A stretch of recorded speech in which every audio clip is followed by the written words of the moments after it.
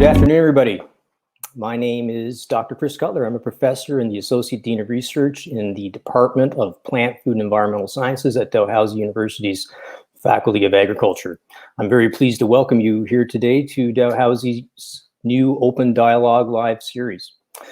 As we all find ways to stay connected during this current coronavirus pandemic, this series is going to enable us to bring weekly conversations to our local community that will focus on current events. And it's going to focus on featuring Dalhousie experts as well as people in our community. The food industry, of course, is certainly not immune to COVID-19. And so for today's open dialogue, we're very pleased to have guests who are deeply involved in various aspects of the science, policy, and industry around agriculture and food. And they're here to share their insights on the impacts of the COVID-19 pandemic on food and agriculture industries.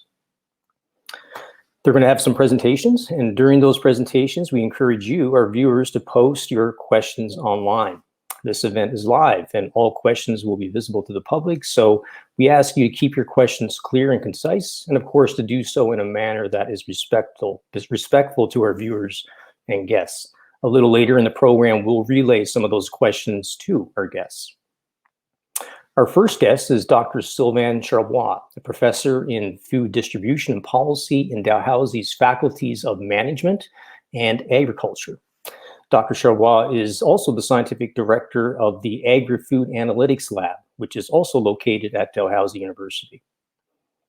Our other guests are a husband-wife tag team who are alumni of the Nova Scotia Agricultural College, which now, of course, is the Dalhousie Faculty of Agriculture. Philip and Katie Keddy run Charles Keddy Farm Limited, along with Phil's parents, Charlie and Doris, in the Annapolis Valley in Nova Scotia.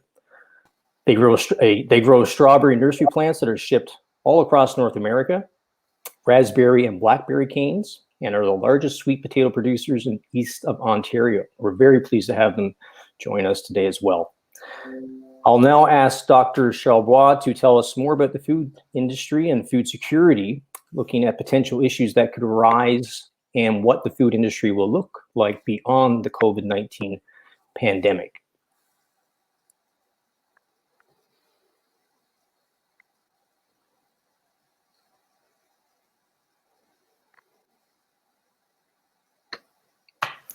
Dr. Charlebois? So we've lost Sylvain temporarily. We'll get back to him. So we're going to go to Katie and Phil first. So I'll go to them to start their presentation. Thanks, Chris. So we, as you mentioned, we are from Charles Keddy Farms Limited, and we farm with my in-laws, Charlie and Doris. They're first-generation farmers and built the farm from selling strawberry nursery plants across North America. So we don't actually fruit any strawberries, but we grow the stalk that we sell to other farmers who then fruit.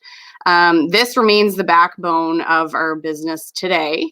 But about 12 years ago, we got into sweet potatoes, and this is the first edible crop that we've produced on farm. So we're the largest producers east of Ontario right now, and we grew 1.7 million pounds of sweet potatoes last year. So that sounds like a lot, especially coming out of Atlantic Canada. But to put it into perspective, this supplies our retail customers, which include 2 major retailers and a list of farm markets, for only about 6 months of the year. So the rest of the year, we're bringing in Ontario sweet potatoes for the most part. But it kind of gives you an idea of how much food actually needs to be produced to feed Canada, because this is one crop in essentially 4 small provinces in our entire country. As producers, we're used to dealing with worries and stress. It comes with the territory of farming. Weather is usually our biggest one, but COVID is certainly putting us all to the test right now. Phil and I we're hoping to have a conversation. We're hoping to engage with you, the audience. We welcome any questions. We can't cover it all in the next 10 minutes, so there will be some details that are left out. So please ask away. That's our favorite part, is answering questions. So we're looking forward to that. So a month ago, I guess yesterday, all of our lives changed. Terms like social distancing became a part of our everyday conversation. We started talking about quarantining with friends and family, and travel restrictions were put into place. We watched our country close down. We watched states of emergency being declared around us. What changed at that time too were people's priorities, and what became priorities on people's minds, the top ones would be our healthcare, of course, our economy, and food. And I say food, not agriculture, in this sense, because there is a disconnect there still for how food actually gets to the shelf in the stores. So what we're hoping to do today is narrow that gap a little bit, and the media is doing a great job of that as well. You've seen agriculture stories every day in the media since this happened.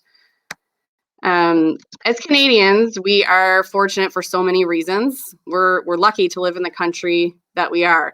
But one of the biggest reasons that we are lucky to be Canadian is that we have one of the most affordable and safest food systems in the world. For most of us, COVID, this is the first time we've ever had to worry about food supply or even think about how the food chain works. We've never had to question if there would be enough food on store shelves to actually feed our families, or, wonder what it takes to actually grow the food that fill the shelves, or even more so, the people that it takes to feed our country. We're used to food always being there, ready and available whenever we need it. And in my opinion, it's a part of life that we've all taken for granted, ourselves included, and we're the ones who are growing the food. As I mentioned before, it didn't take long for agriculture to become a topic of conversation in the media. And the first topic, as soon as the borders closed and airports started closing down, was in relation to temporary foreign workers and how essential that they are for national food security. Temporary foreign workers have been used for dozens of years. Farms across the country use them, but for a lot of Canadians, this is the first time that they've realized how essential they actually are to our food system. And Phil, maybe I'll pass it over to you here to talk more about the temporary foreign worker program. Okay. The worker program was started in the mid 80s when farmers started to recognize that there just wasn't enough local workforce to grow their businesses any further. And we experienced this on our farm in about 1997 when we left half of our crop in the ground and it almost bankrupted us. So it was the next year that we got onto the program, and we've never looked back. And the ability to, so there will be last season there was 60,000 in the country, offshore workers, and there's about 1,500 in Nova Scotia alone, and we employ up to about 80 of them on our farm when harvest comes. So the predictability of the amount of labor at harvest allows us to grow our business and know that we can grow so much crop to the point of harvest, and we will have enough hands to harvest it, because we hand harvest a lot of our crops where it can't be mechanized. So we need a large amounts of that labor force to get our crops out. So when there was talks of setbacks and timelines on foreign workers coming into the country, it put a lot of stress and worry that we're not typically used to, because we were harvesting some crop yesterday that needs to be packed and then shipped out to our customers. But it affects the ability, if we only have half the amount of people to plant, then we can only plant half the amount of our crop, which means we'll only have half the amount to sell in the fall. Like it has a domino effect through the rest of the season based on the labor we have available on our farm right now. And it's always been kind of people people don't understand the program. They just think that there is an abundance of local labor, which we year to year experience that there's not, because we hire all the locals that we can. And this year we're very glad that there's been 5 or 6 new people come onto the farm that have been very helpful, but we're still at a crawling pace compared to what we should be at. We're 2 weeks behind right now. And by the time our Jamaicans that arrived last night do their 2 weeks quarantine, it'll be the 1st of May. And now we're about 30 days behind on most of our workload, which will have a direct impact on our harvest this fall. So that kind of touches all of the areas kind of in the labor kind of sector, and any direct questions I can answer. Yeah, I guess, when it comes to our food security and labor, when a month ago, when we weren't sure if they were going to come, the first thought on farmers' minds is, are we going to be able to get our crops in the ground? And if we do have enough labor to plant, do we need to cut back? So immediately, without the availability of these workers, we're running businesses still. So, it is about growing food to feed our country, but we also have to still get the crops in the ground in order to make money. So without proper labor on the farms, there is potential for it to directly impact the amount of food that's available on store shelves. And we're fortunate that this labor is coming. Whether we'll get 60,000 in to fill those vacancies, I'm not so sure about that. So there will be availability for local labor, and even with 60,000 coming on a regular year, there's still vacancies that go unfilled. So it's not about one or the other in terms of local or offshore. It's about working together. We're going to touch on a couple other issues we're seeing here too.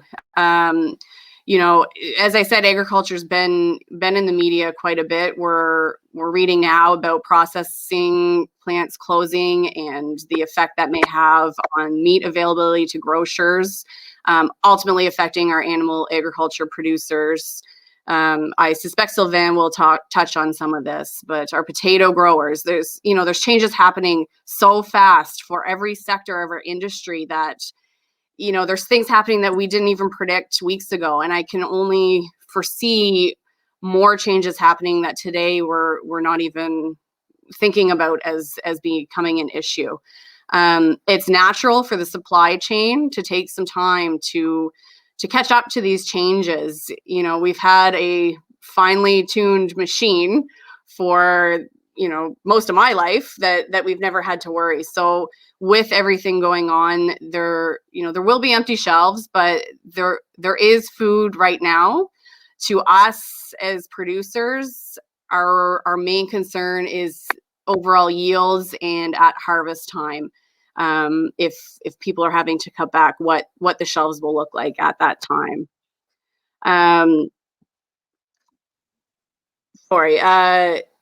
What we need to see at this point is that our Canadian food supply becomes a priority. We don't know. I mean, we see what's happening in the States and Mexico. We don't know that the food that we rely on to top ourselves up to feed ourselves from other countries is going to be available. It very well may, but we don't know that for sure at this point. So our investment and our dollars from our government need to go to ensure that our food is secure and that we can feed ourselves as a country. And we call on the government for that, but as consumers, we also need to spend our dollars consciously. So we need to choose local and choose Canadian first. And those dollars go back to our own economy and to our own farms in order for us to, pay our employees and to produce more food and reinvest in our processing facilities. It sounds like a scary topic, and these disruptions are, we've never had to experience it. It feels scary when we see these reports in the media and we go and see empty shelves. But, we do think there's some positives that can come out of this, which sounds like a weird thing to say at the moment, but it's giving us the chance to reevaluate our entire food system and our priorities. I know Phil and I, as producers, we are using this as a learning opportunity, and that stress that we're feeling and those lessons that we're learning is going to go back to positive changes to better prepare for the future on our operation. Because I believe that it's a matter of when this will happen again and not if. So, we as producers need to have those contingency plans in place for the future. And as a society, we need to use those same feelings, that fear and the stress, to ask for the changes that are needed in our food system and to permanently change it for the better, in the way we purchase and the way we value food. People are creatures of habit. So, in no way am I saying that I don't want this to end as soon as possible. But I believe the sooner it ends, the quicker we will be to fall back into our old habits.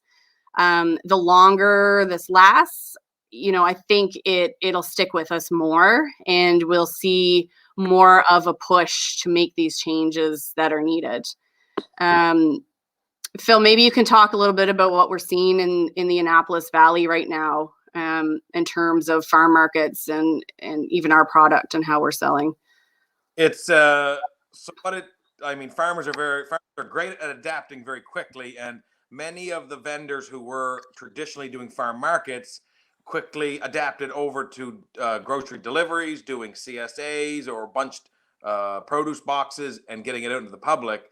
And they're seeing either slightly increases in their sales or at least maintaining the same sales without physically going to the market and dealing maybe directly with the public. So, that's definitely a positive. The jumbo sweet potatoes on our farm aren't really the size that a family would want to use. So they normally go through a distributor and end up at universities and some other schools and stuff. And that market for us has completely dropped off. So we've got 800 boxes in our warehouse that we don't know if are going to go to that, because that market for us is gone. And for us to kind of compete in the like government facilities, hospitals, and other things like that, they buy all their product based on contracts on a monthly basis.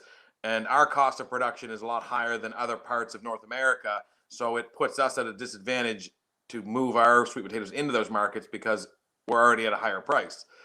So it's kind of bringing to light some of these food systems and how, some when school, like universities are great at getting behind local and wanting and requesting it. And that's where our potatoes go. But the minute that they're not there because of this pandemic, then our potatoes don't have a home anymore because we're not the cheapest in North America, and it puts us out at a disadvantage in some of those extra markets. So it's bringing to light some of the roadblocks maybe on our side of the business, as well as like where we grow nursery strawberry plants. One of the main problems on our farm that we're struggling with right now is that we're getting ready this weekend to put plants in the ground that are destined for Florida in September, and they will pick berries on those in December and January, March, and then export them back across North America.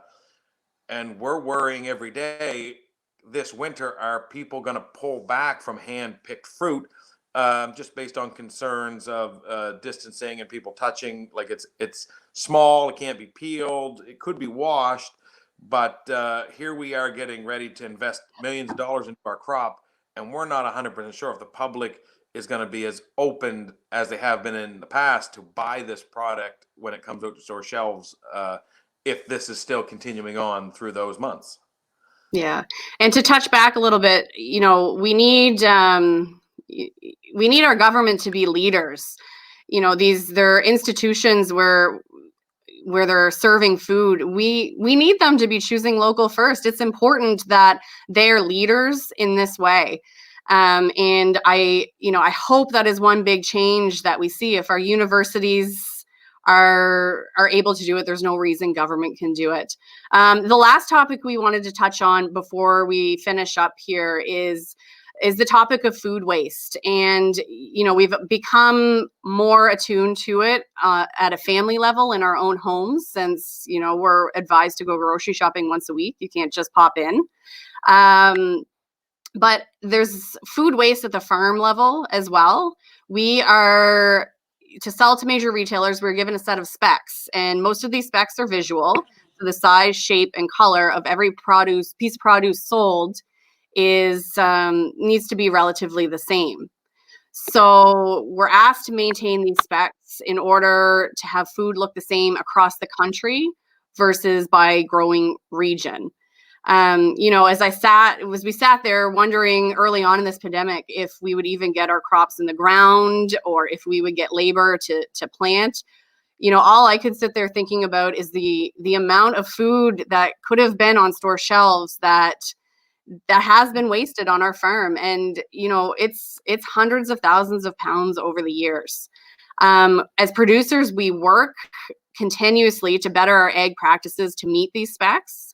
But simple weather patterns that we can't control can change, for all sorts of produce, what the final product looks like. And what I would like to see come from this pandemic is that our large retailers work more with producers to reduce this waste for food security purposes, especially right now in this time. I want them to visit our farms and see firsthand everything we are doing to grow the food and how that food production system works. And we need both retailers and consumers to continue to appreciate all food, not just perfect food. This can have a huge impact on the amount of food that is actually going to stores from Canadian producers. Our food system's complex. There's far more to it than what we can get in here today. But, we want people to know that as producers, we are carrying that weight with us every day, and we are stressed, and we understand the stress you're feeling. But, it's in our blood. We're out every day to grow food and to make sure Canadians are fed. At the end of this, we need to invest our money properly. We need consumers to make choices with their dollars and to buy local and buy Canadian first and understand what that means for a sustainable food system. Thank you. Fantastic. Thanks so much, Katie and Phil. So we've got dozens of questions coming in. But first, I'm going to flip back to Sylvain. And we lost Sylvain there a little bit earlier, but he's back with us right now. So Sylvain is going to tell us a little bit more about food security and potential issues that could arise and what the food industry might look like beyond COVID-19. So I'll pass it over to Dr. Charlebois right now. Yeah, thank you very much, Chris. So sorry, my laptop just kind of blew up just before it went on air. So I'm pleased that Katie and Phil were able to pick up the pace there. First of all, I want to thank Alumni Affairs for setting this up. It's great to have a dialogue with the public like this, even if it's virtual. It's great. Secondly, I mean, it's been 5 weeks of chaos, really. We went into this pandemic not knowing much about anything, and really we've learned a great deal. It's been incredibly busy for us, our team at the lab. We are part of several task force around the country. We've been working with Angus Reid on collecting data in terms of how Canadians are feeling about this pandemic, how habits are changing as well. It's been very challenging to follow Canadians and what they're thinking, because it's quite unprecedented, and it's new for everyone. But most importantly, I want to thank the food industry. I mean, starting with Phil and Katie, what they're doing is a miracle. It's been amazing to watch. I'll just give you one piece of information. It came out yesterday. Sobeys actually released their numbers for the month of March and April, the first month of this pandemic. Same-store sales were up 37%. 37% in a month. That is unbelievable. Grocers would dance and have a party with 2%. 37% is historical.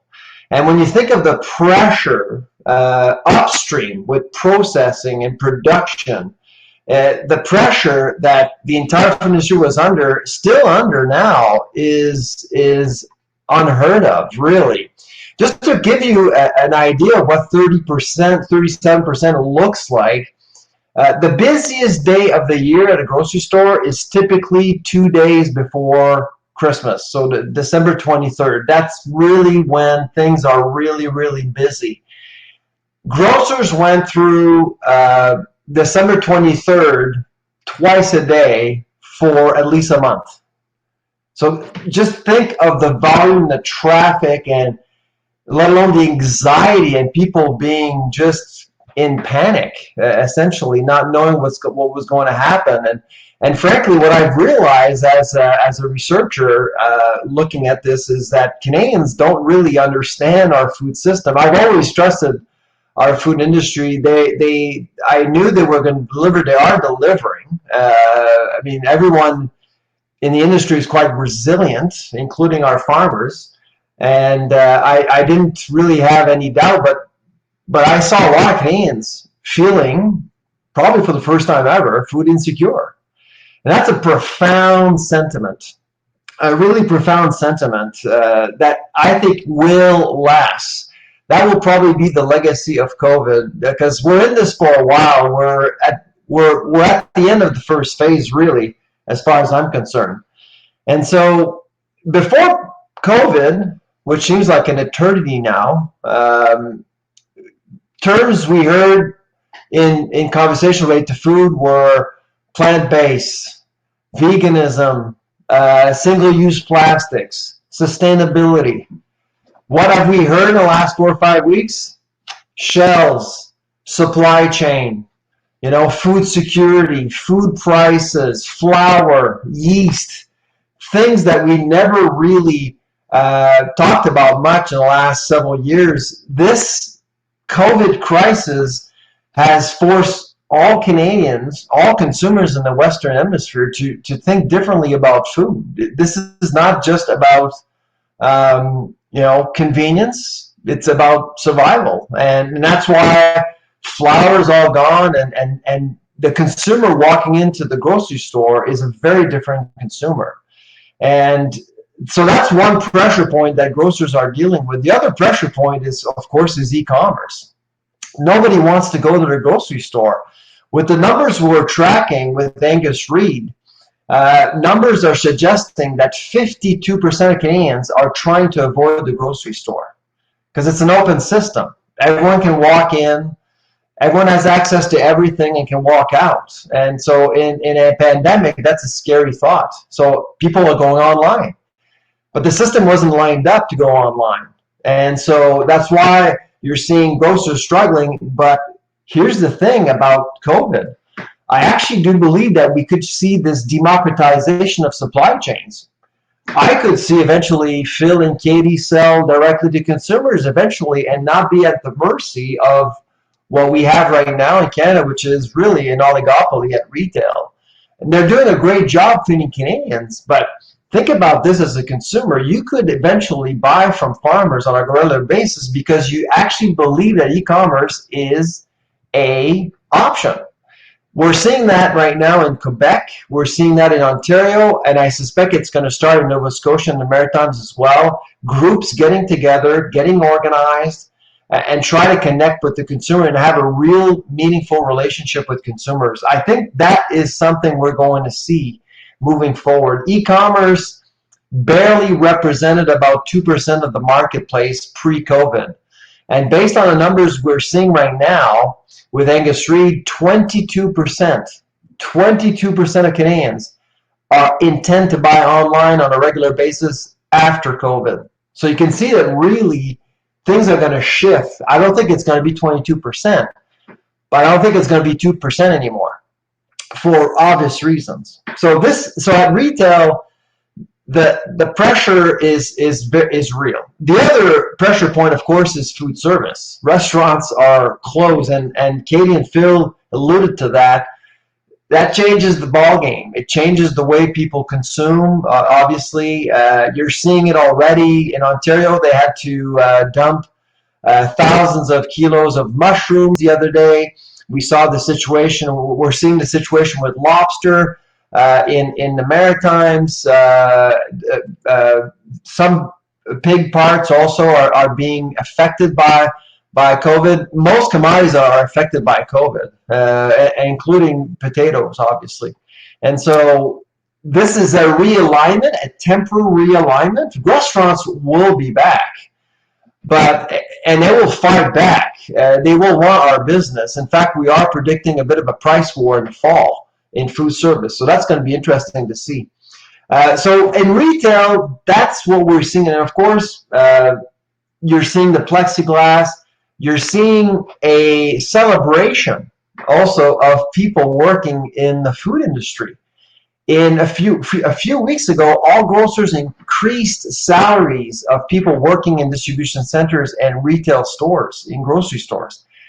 A month ago, I would have never have thought it would have happened, but it did happen.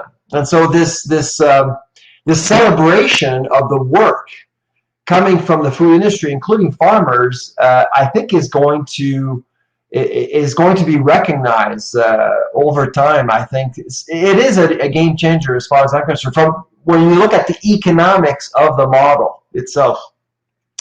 So that's retail. And in processing, right now, they're in the nut of it. They're really processing right now is at the start of the real crisis. We're seeing shutdowns all over the place. This morning I was on the phone with someone from Alberta. You may have seen some of the situations hitting High River and Brooks. If you actually take the three major plants in Alberta, that's 90% of all the beef we consume in Canada. And right now, it's these plants are being affected by COVID cases, and so that system is under a lot of pressure. And we're about to get into our barbecue season, a very good season for cattle ranchers, and so this is going to be a huge problem. In pork, we've seen two shutdowns in the province of Quebec. One has reopened, thank goodness. And this is a problem for farmers. If your hog needs to be harvested, you need to harvest it now. You can't wait 2 weeks. But people got together, governments, processors, farmers, to divert some of the hogs to actually get it harvested somewhere else. Some regulations were changed temporarily as well. So you can see that really the supply chain is working together to support each other and eventually to feed consumers. What I do hope is, of course, Canadians, as Katie and Phil said, Canadians recognize the work being done and the understanding of supply chains overall, from farm to fork.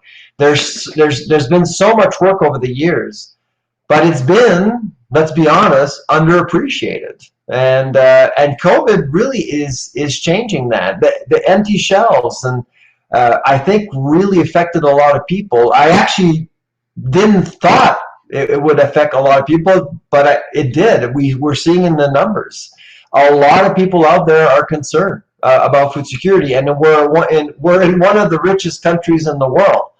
I actually do believe that Canada would be one of the last countries to run out of food if the world runs out of food. But a lot of Canadians feel vulnerable. In fact, actually, we are expecting record numbers in gardening. A lot of people are going to be thinking about home gardening this spring, just because of the rumors we're hearing about food prices. Food prices are going up, absolutely, because we've always had a vulnerable agri-food system. We do import a lot of food. Health Canada is asking us to fill half of that plate with vegetables and fruits, but in the winter, 80% comes from overseas. As Katie and Phil suggested, We need a strategy. We have a food policy in place in Canada, but I'm not sure it's robust enough to make sure that we can that can allow most Canadians to feel food secure no matter what happens to the border. We are highly vulnerable. So we're vulnerable to monetary fluctuations. We're vulnerable to a pandemic. We're vulnerable to the price of oil, of course. That's why the Canadian dollar dropped significantly over the last little while. We're seeing higher prices in meat products, even though farm gate prices have dropped significantly. Retail prices have gone up a little bit. And so there's a lot of things going on at once, getting people to think differently. Now they're at home, they're cooking. Thank goodness, this is a good thing. They're cooking. They're saving money probably. But once we get out of this, on the other side of COVID, we really have to think about the future, how we're going to relate to food as a society. How are we going to support farming, the kind of farming we want, our understanding of farming. But I think processing is desperate for attention around the country. In the Atlantic, we've lost several processing plants, and the way we add value, the way we control, the only way to control the value we put in our food is to control our food processing. And in Canada, we've lost 50,000 jobs in food manufacturing over the last 5 years, and it's only continuing. And some of the plants that we have in Canada are frankly obsolete. We need more investments. That, to me, is the weakest link we have. We have many weak links, but the weakest link by far in Canada is processing. So on that note, I'm going to let Chris take over and field questions. Thank you very much.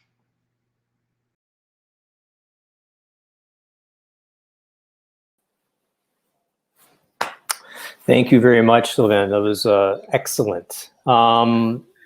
Apologies for some of the technical difficulties we've been having. We're live here, and this is our second time doing this. And of course, there's lots of broadband being eaten up these days by people. But I think we're all back right now. And we've got a lot of questions that have been coming in. And I think we're going to go right to those questions. I'm going to leave it open for our guests to answer and kind of fight over the question a little bit, but I might direct some of them. We'll try and keep it to about 2 or 3 minutes per answer if we can. And I'll start with a question from Marcy. This one is for Sylvain. It states that is the amount of 37% growth sustainable for grocers? Likely not. So what can we expect over the next several months to help manage this surge? What should Canadians know and do? So thank you, Marcy, for the question. No, it's not sustainable. I mean, 37% is a miracle, and I don't think it's ever going to happen again. We are expecting financial results from the other grocers like Metro's, Loblaw. Even with Walmart and Costco, we should see numbers over the next few weeks. But we are expecting similar numbers. I mean, this tsunami hit the entire food retailing sector. The food service sector is worth $90 billion, and it ceased to exist overnight. So obviously, that transferred over to food retailing, and it was absorbed by grocers. So that's only going to last a while. Right now, I would say that grocers are obviously revisiting their procurement strategies because consumers are buying different things, and so they're letting go of some SKUs. I would say that the number of SKUs in a grocery store will shrink as a result of COVID. Costco carries about 3,400 SKUs. Typically, and the average store is around 18,000. I wouldn't be surprised if that drops by 20-25% post-COVID, which will allow grocers to carry cooking items like flour and sugar. It'll give them more space and less choice, though, for Canadians. So your question, I think, is about how this impacts Canadians, I think the legacy of COVID for your grocery experience is that you'll probably face a different store design, and you'll probably see fewer products, fewer choice, just because carrying too many options is costly, and that's one aspect. So I'll leave it to Katie and Phil to comment more. Yeah, I mean, I think you pretty well covered it, Sylvain. I think what grocery shopping looks like will change. I hope priorities change around food. Like you said, the people are cooking now at home. And I remember reading an article of yours that there were apartments being built that didn't even have kitchens. And that's just mind-boggling. And, I hope that never comes. I hope cooking with fresh food and enjoying meals as families is our future, because that's what we need as. Well, Katie, that their kitchen became Uber Eats and skipped the dishes. That's really what happened. Yeah.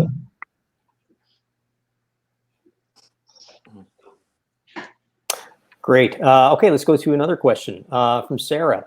For people who do not understand that agriculture is an essential service, how would you describe what it would be like for families in Atlantic Canada if all of the farmers stopped farming? Katie, you go first. I don't even know where to begin with that, I guess. For us, our sweet potatoes are grown solely to feed Atlantic Canadians. And, we're really fortunate in Nova Scotia that buy local has been, it's a way of life for the people who support it and who follow it. And local food is a culture in the Valley, and it's who we are. Without food, there's nothing else. You need food to live, and our food is safe. We follow stringent food safety guidelines for every piece of produce that hits those shelves. And why we can't risk not doing that ourselves as Canadian farms. I don't know, Phil, if you want to add to that at all. You would see a lot more disruption in the food chain. So we can wash our potatoes today, and by nighttime have them in a warehouse ready to distribute to the store level the next day. When we run out of potatoes, it takes a week to get on Ontario potatoes, or a week and a half to get Louisiana sweet potatoes. And if there's a backup in their system, then there would be periods where there'd be empty supply. So we're producing, and we're so close to the distribution chain that we keep a steady supply, where they're weeks ahead to get trucks from those areas in to keep a steady supply. So it only takes one slow bump in their chain, and then there would be this emptiness for certain days, but they would refill. If I could jump in and kind of add to that, and I'll direct it to Sylvain. So maybe you can tell us what portion or percentage of food that, say, Nova Scotians eat right now would be considered local from Nova Scotia. Does anybody know the answer to that one? I don't have a number right here. I would say that it's probably fairly low. And it depends on the season as well. I would say that at harvest in the fall, the percentage is probably much higher, but it doesn't stay high all that long. Katie, do you know? I don't know the number offhand. It's probably something we could get and answer after the fact on the actual Facebook comments. But I would tend to agree with Sylvain that, like I said at the beginning of our presentation, we're growing enough for, a handful of retailers, and we're only supplying for 6 months of the year. But, if we look at food waste and what isn't actually making it to the shelves because of specs and standards that we're required to follow, that number could be far higher than what it is now. There's a lot that isn't considered marketable right now by our food standards. Sarah's question got me thinking about a conversation we should all have. What is the food industry? I mean, so if we are to consider the food industry or farming agriculture as a essential service, what would be in scope? Would we put restaurants in scope? Would we put farmers markets in scope? Would we put garden centers in scope because people want to grow their own food at home? I've several times over the last 5 weeks, I've been asked that question several times, and frankly, I don't think I have an answer. I think the obvious pick, farming or farmers absolutely have to be part of that group. But what else? So processors, yes. But in retail, I mean, would a convenience store be part of the food system? I think we need to have a conversation. And we went into this pandemic not knowing how to scope that food industry that we've been tagging with. Mm-hmm. Yeah. Another question. This one from Kevin. Kevin asks, we've seen food destined for restaurants being dumped, while also hearing there could be some shortages ahead. What might account for this disconnect? Also, is this happening or likely to happen in Atlantic Canada? Well, I guess it really depends on the model. Some entrepreneurs, what I've seen in Canada across the country, are restaurant owners becoming grocery stores. The one thing that perhaps Canes may not know is that the assorting or the assortment of products is just not the same with food service. If you deal with Cisco Foods or Gordon Foods, you're not going to get 1 kilo of flour. You're going to get 25 kilos of flour, and you just can't use that at home, and that assorting has to happen at some point.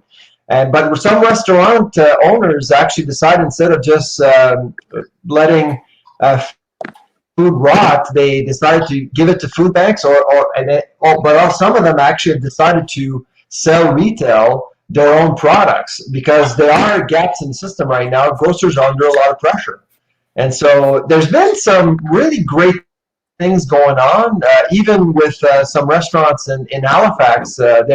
We've seen a lot of unique things happening. And in times of crisis, that's what you need. And it's always great to see. But let's face it, if there is one sector being hammered right now, it's food service. I mean, they are absolutely being hammered right now. So I would encourage anyone, if you can, I would encourage anyone to, go for takeout or use your food delivery app once in a while to encourage to support your favorite restaurant. It's because they're desperate. From the producer side, we're seeing things being dumped now, but for Atlantic Canada, a lot of our crops are just being planted. So it's not, you see in Florida, crops being plowed under because of the restaurant industry is not there. Our issue will fall back in some ways onto labor and the actual yields that we'll get come fall when we go to harvest. So if things are up and running by fall and restaurants are open, but farmers have cut back in half for what they've planted or the amount that they planted because they haven't been able to get the manpower on their farm, well, that's going to cause a disruption in a different way as well. So there's kind of two sides to it. And when we look at the media through the States, they're a different season than us. So, in Atlantic Canada, we're at the beginning. By fall is when you may see some of these issues arise. Great. I think we got time for one more quick question. This has been super. Our last question. What are some sustainable practices that can be implemented to help lessen the impact of future disruptions? It's